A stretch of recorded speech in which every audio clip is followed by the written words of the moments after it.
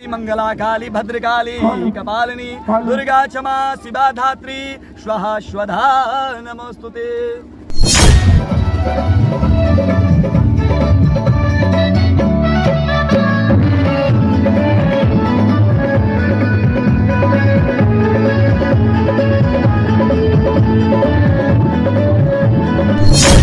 जल्दी मांग के लिया।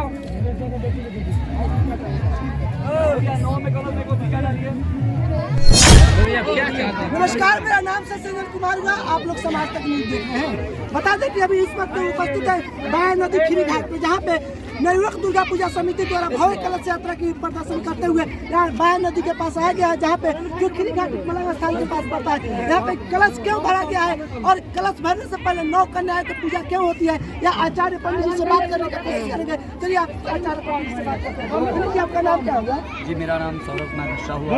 ऐसे गाँव में बताइए पंडित जी, यहाँ 9 माता की पूजा में 9 कन्या का जल बोझी से 9 कन्या का पूजा क्यों होता है? देखिए, ये भगवती की पूजा है, माँ जगदम्बा की पूजा है। भगवती जो दुर्गा है वे दुर्गा 9 रूपों में कहा गया है। प्रथम शैलपुत्री च द्वितीयं ब्रह्मचारिणी तृतीय चंद्रघेटी चतुर्भुजा पंचमम स्कंदमाती षष्ठमं कत्यायनी च सप्तमं कालरात्रि महागौरी अष्टमं नवमं सिद्धिदात्री। 9 दुर्गा जो है 9 रूपों में है, ठीक है ना। तो ये 9 दुर्गाओं की पूजा है और जो 9 कन्याएं होती हैं वो 9 दुर्गा के रूप में उन्हें पूजा जाता है। पंडित जी, आप बताइए कि कलश यात्रा में केवल कन्याएं क्यों कलश उठाते हैं? ये जो कलश है, सबसे पहले ये जानना पड़ेगा कि कलश क्या है। कलश जो है वो ब्रह्मांड का प्रतीक है और इस ब्रह्मांड को धारण करने का अधिकार सिर्फ व सिर्फ स्त्रियों को, अर्थात ये जो ब्रह्मांड है ये पूरे का पूरा ब्रह्मांड माता जगदम्बा के सर पे विराजमान, ठीक है ना। तो ये ब्रह्मांड धारण करने वाली सिर्फ एक आदि शक्ति है जो कि धारण कर सकती है, इसीलिए स्त्रियों को ही ये महानता मिली है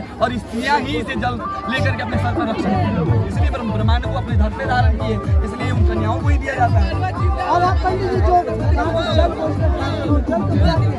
देखिए, इस जल की 2-3 बात है। जैसे जल एक दिन पहले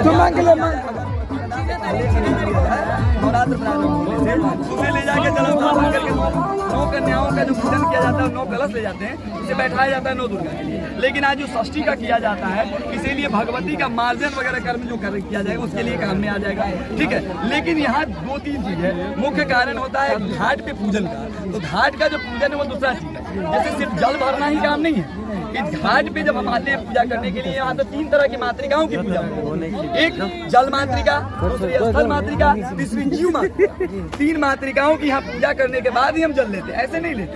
3 मातृकाओं की पूजा करी जाती है, प्लस उसके साथ साथ देखिए तो यहाँ ध्वजा पताका की पूजा की जाती है। उसके बाद हम कन्याओं की पूजा करते हैं, कन्याओं की पूजा करके गंगा की पूजा करते हैं, फिर उन्नत अमन जल को हम लेकर के जा करके भगवान का उससे पूजन करते हैं। आप बताइए पंडित जी, माँ का कहने का आज शुक्ल पक्ष षष्ठी को जो पूजा कराई जा रही है, या माता को क्या चीज का भोग लगता है और माता कैसे प्रकट हुई? देखिए, इनका नाम कात्यायनी क्यों पड़ा? सबसे पहले ये जानिए, कात्यायन की पुत्री है कात्यायनी, ठीक है। तो कात्यायनी जो है इनके लिए विधान बताया गया है कि अगर जिस कन्या का विवाह नहीं होता, इनकी इतनी महत्ता है कि अगर जिस बालिकाओं का विवाह नहीं हो पा रहा हो, अगर सिर्फ ये कात्यायनी देवी को मधु और पान के पत्ता पे स्वस्तिक बना के समर्पित कर दे और पान का एक बीड़ा लगा करके भोग में लगाए तो उनका 3 महीना के अंदर विवाह निश्चित है। पंडित जी, आप बताइए माँ कात्यायनी का जो पूजा केरा के पत्ते के ऊपर भोग लगाया जाता है और केरा के छांव में ही पूजा किया जाता है। देखिए, सबसे पहली बात है केला जो है कदली, जिसको बोलते हैं, केला नाम नहीं है, कदली नाम। कदली हमारे यहाँ सबसे शुद्ध फल माना गया, ठीक है ना, जिसमें आप देखिएगा गल भी जाएगा लेकिन कीड़े नहीं। हाँ चलिए, इसीलिए उस पत्ते पर ही पूजा की जाती है। और कुछ क्या कहिएगा, कल कौन सी माता को पूजा करके